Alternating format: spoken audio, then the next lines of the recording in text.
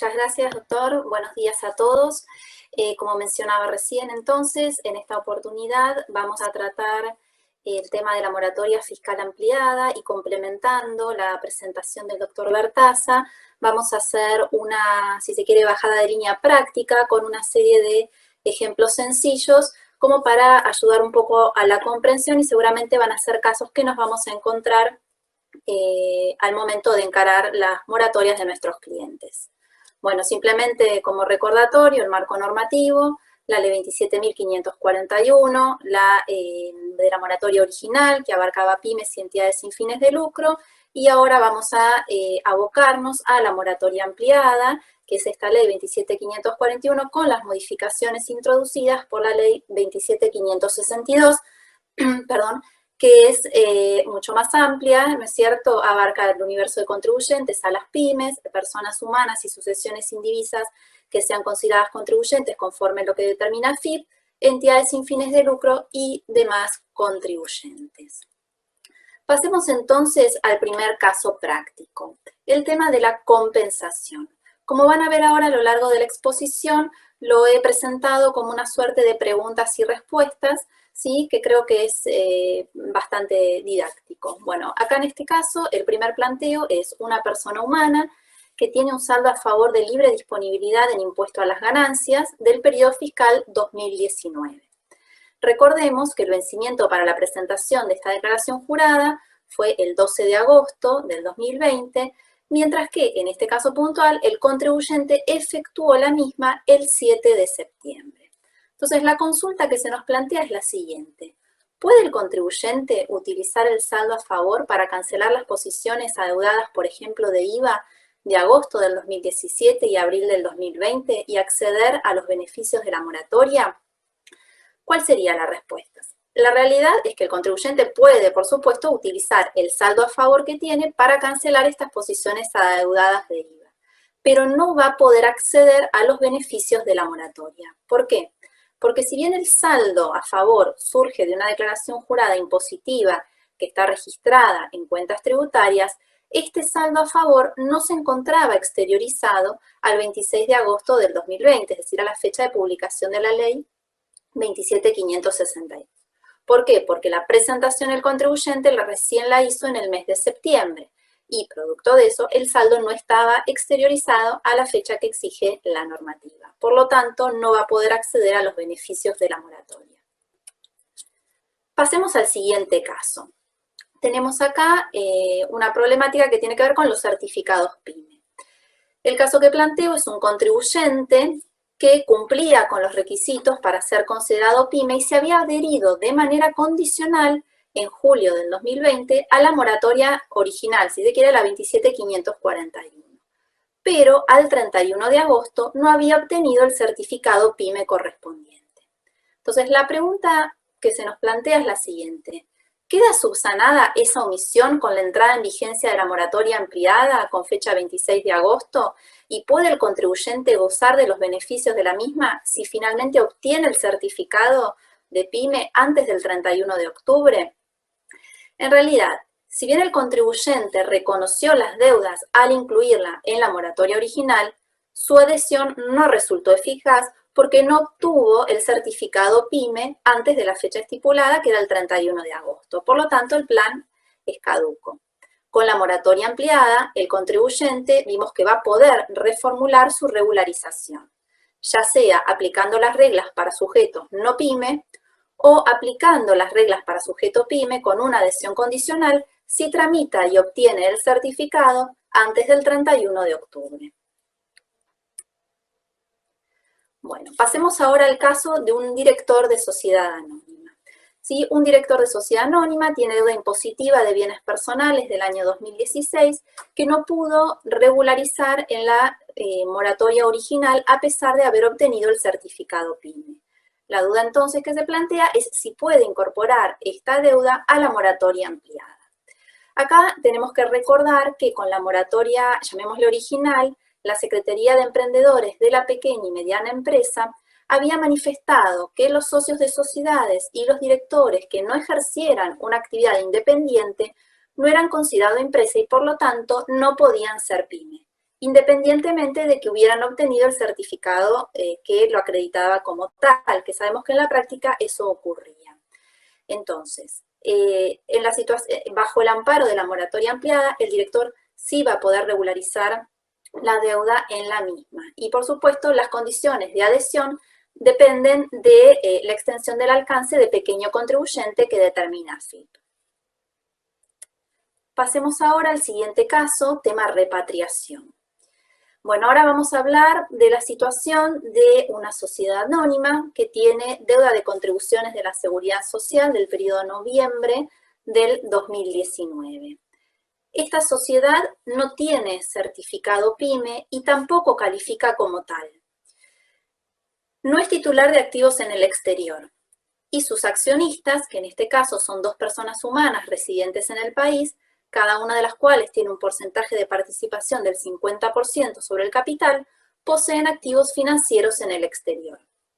La consulta entonces que se nos plantea es, ¿puede la sociedad adherirse a la moratoria ampliada y bajo qué condiciones? Bueno, por supuesto, con la moratoria ampliada, la sociedad va a poder adherirse y gozar de los beneficios de la misma. Pero va a ser un requisito para la validez que los accionistas repatrien al menos el 30% del producido de la realización de sus activos financieros en el exterior dentro de los 60 días contados desde la adhesión. Entonces acá, y reforzando lo que mencionaba el doctor Bertas en su exposición, es importante lo siguiente, que aun cuando la sociedad no tenga activos financieros en el exterior, si los accionistas con una participación en el capital superior al 30%, si los poseen y no repatrian, la sociedad queda excluida de la posibilidad de adherirse a la moratoria ampliada. Es una causal de exclusión. Pasemos ahora al caso número 5, el llamado IVA diferido o IVA trimestral. Acá estamos en presencia de una sociedad que tiene un certificado vigente y que solicitó al momento de su inscripción como tal el beneficio de IVA diferido.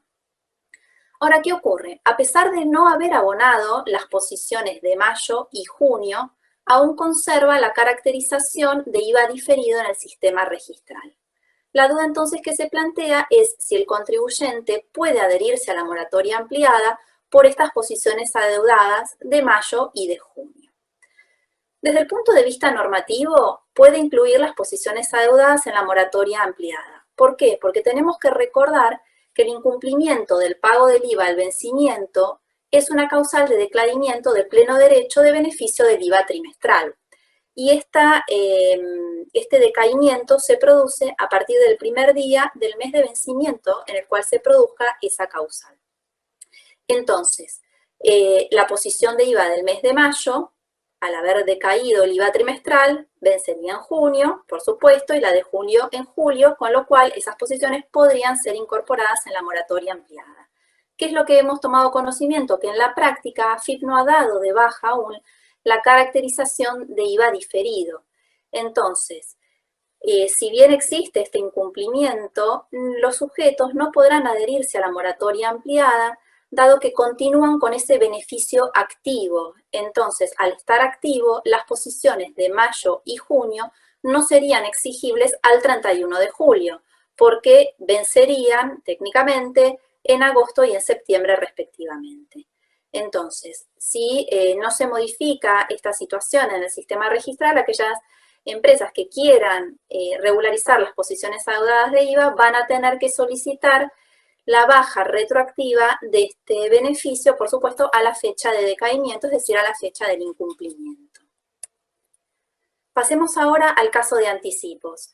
En el primer caso planteamos la situación de una sociedad anónima con cierre de ejercicio 30 de abril, que no ha ingresado los anticipos de impuestos a las ganancias a cuenta del periodo fiscal abril del 2020 y tampoco ha presentado la declaración jurada cuyo vencimiento operó el 14 de septiembre. Entonces la duda es, ¿pueden incluir los anticipos adeudados en la moratoria y el saldo de declaración jurada? Bueno, como mencionaba el doctor Bertaza, se podrá adherir a la moratoria ampliada, incluyendo la totalidad de los anticipos adeudados. ¿Por qué? Pues en el caso del cierre del ejercicio planteado, todos los vencimientos de los anticipos son anteriores al 31 de junio.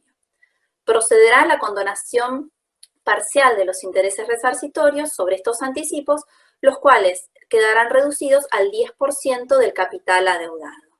Y por supuesto, el saldo remanente que arroje la declaración jurada no va a poder ser ingresado en la moratoria, dado que su vencimiento operó con posterioridad al 31 de julio.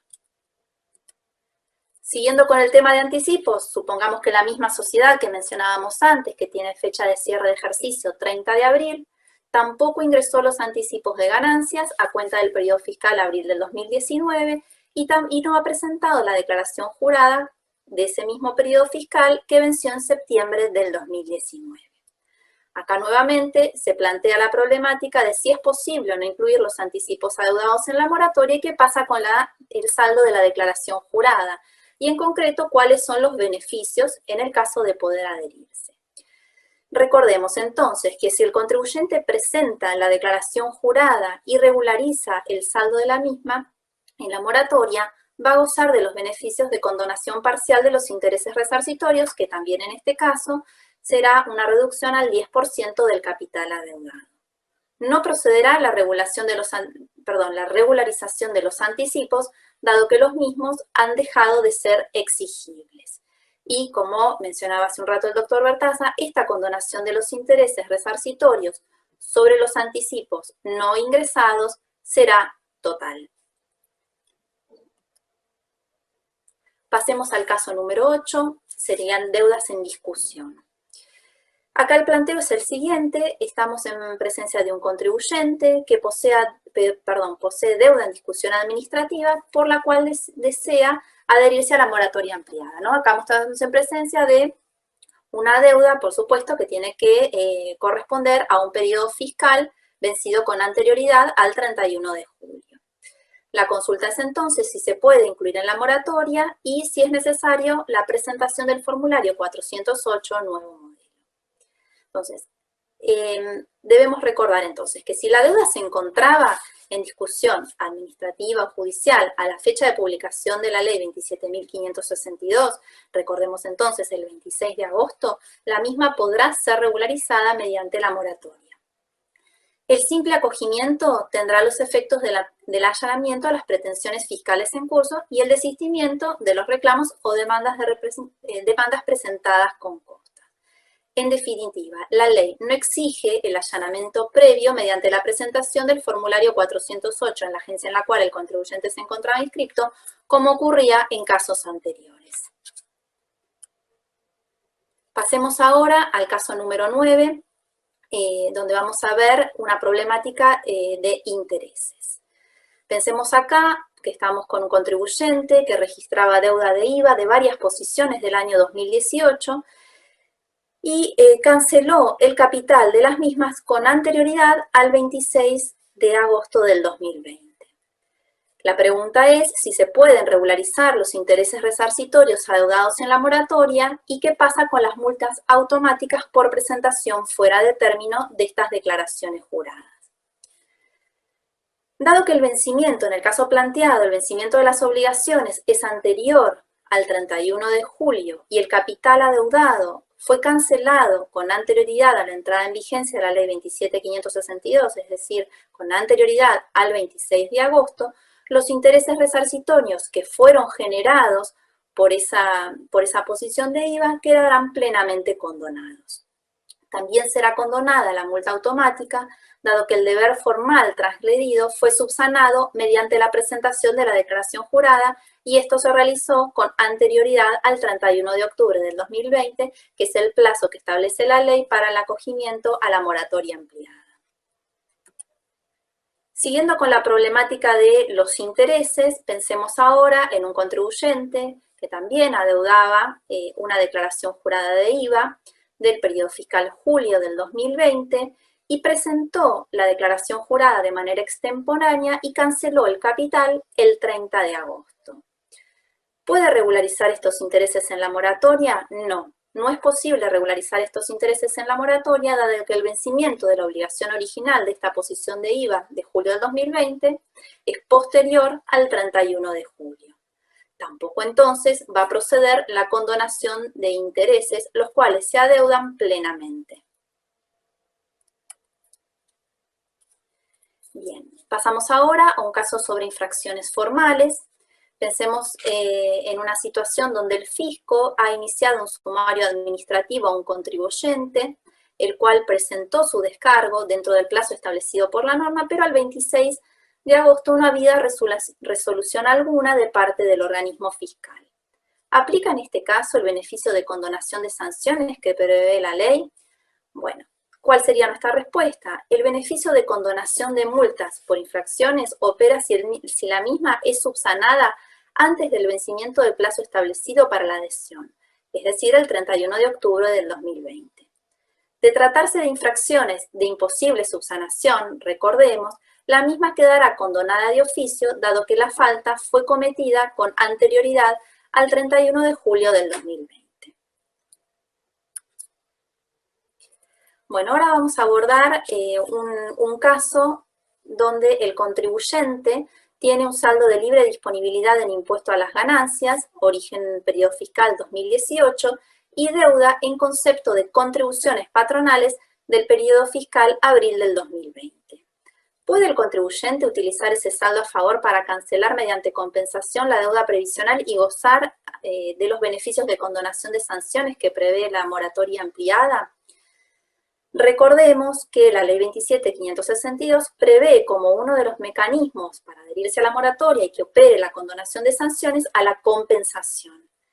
Y la ley hace referencia a compensación de deuda cualquiera sea su origen, con saldo de libre disponibilidad, devoluciones, reintegros o reembolsos en materia impositiva, aduanera o de recursos de la seguridad social.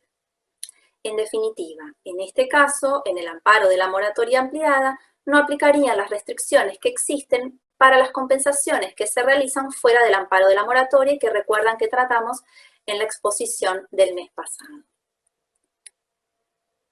Bueno, pasemos al caso número 13, distribución de utilidades.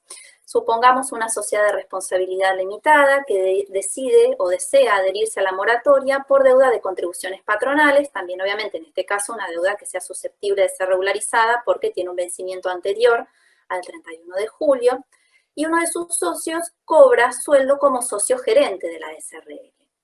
La consulta es entonces si puede interpretarse que el sueldo cobrado por ese socio gerente implica una distribución de utilidades y consiguientemente si esta situación opera como una causal de caducidad del plan. ¿Cuál sería la respuesta a este caso planteado? Que cuando la ley hace referencia a estas causales, hace una remisión legal al artículo 49 y al artículo 50 de la Ley del Impuesto a las Ganancias.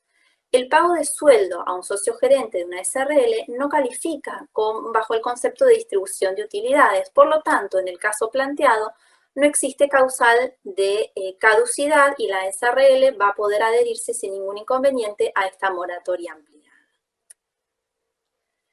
Bien, abordemos ahora entonces por un instante la situación de un contribuyente cumplidor. Estamos en presencia de una persona humana que tiene rentas por alquileres y adicionalmente tiene renta de tercera categoría como microempresa. A la fecha de entrada en vigencia de la Ley 27.562, es decir, al 26 de agosto, este contribuyente no registra incumplimiento de obligaciones correspondientes a los periodos fiscales iniciados a partir del 1 de enero del 2017, que como sabemos son las condiciones que establece la ley para que el contribuyente sea considerado cumplido. La consulta sería en este caso si el contribuyente puede usufructuar del beneficio de la deducción adicional equivalente al 50% del mínimo no imponible y asimismo del beneficio de amortización acelerada por las reinversiones realizadas en bienes muebles, dado que él tiene dos tipos de renta perfectamente diferenciadas. La respuesta a estas preguntas es no, porque los beneficios no son acumulativos. Es decir, el contribuyente va a tener que optar solo por uno de estos beneficios. Bueno, y para finalizar entonces este pequeño recorrido de casos prácticos, vamos a plantear la situación de una persona jurídica que registra deuda de impuesto a las ganancias por el periodo fiscal cerrado el 31 de diciembre del 2014, y dado que esta persona jurídica no es pyme y sus accionistas, que son dos que tienen un porcentaje de participación en el capital del 50%, poseen activos en el exterior, activos financieros en el exterior, y no desean cumplir con las condiciones de repatriación, la sociedad queda excluida de la posibilidad de regularizar su deuda en moratoria. La duda ¿es aplicable la suspensión de la prescripción por el término de un año dispuesta por la Ley 27.562? ¿Cuándo prescribe esta deuda? Recordemos que la suspensión por el término de un año del curso de la prescripción de la acción para determinar y exigir el pago de tributos tiene el carácter general, es decir, sería aplicable a todos los contribuyentes, adhieran estos o no a la moratoria. Por lo tanto, en el caso planteado, la prescripción operaría a partir del 1 de enero del 2022. Bueno, este simplemente es un pequeño repaso de algunas situaciones concretas con las que nos podemos encontrar en la práctica y espero que les resulte una guía de utilidad. Muchas gracias.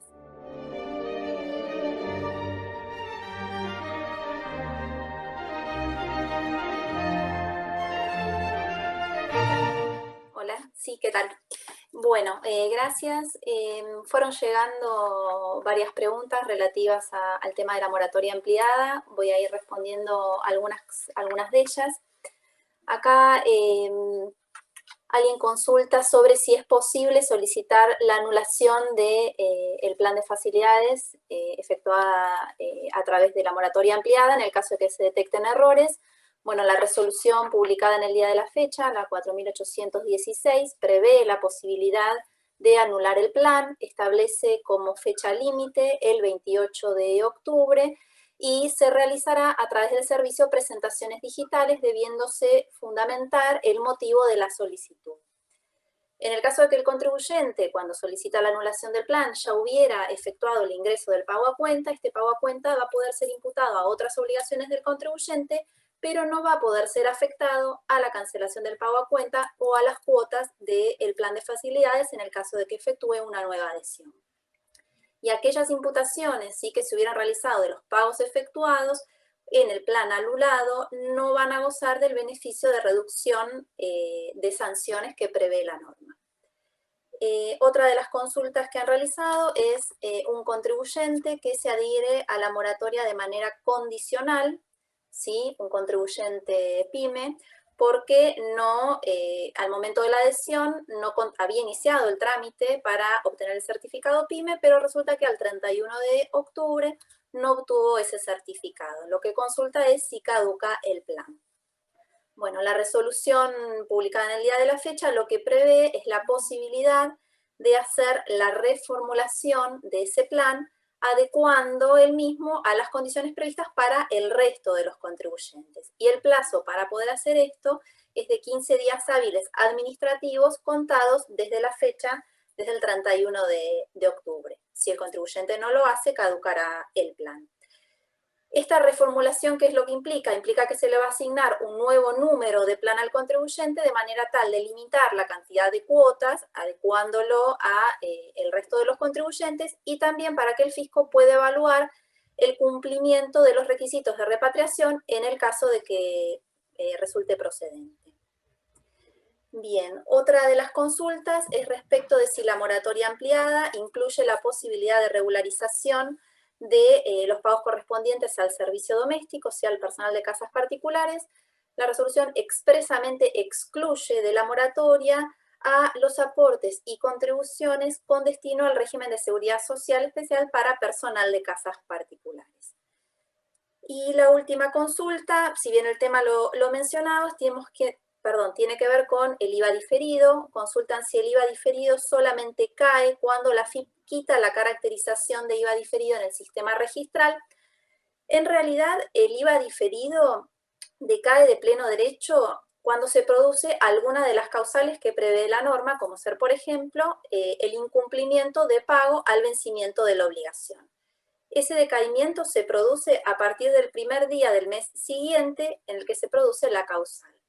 Entonces, lo que yo planteaba es que el fisco no ha modificado en el sistema registral, hemos podido verificar en muchos casos, esta caracterización de IVA diferido. Entonces, eso podría llegar a complicar la adhesión del contribuyente cuando quiera hacer el plan a través de mis facilidades por un posible cruzamiento de datos dentro del mismo sistema del fisco. Habrá que ver cuando el sistema se encuentre operativo si existirá esta limitación o si el fisco elimina la caracterización de IVA diferido, y si no, eventualmente el contribuyente va a tener que pedir digamos, el decaimiento de ese beneficio, como yo mencionaba antes, de manera retroactiva. Bueno, eso es todo por el momento.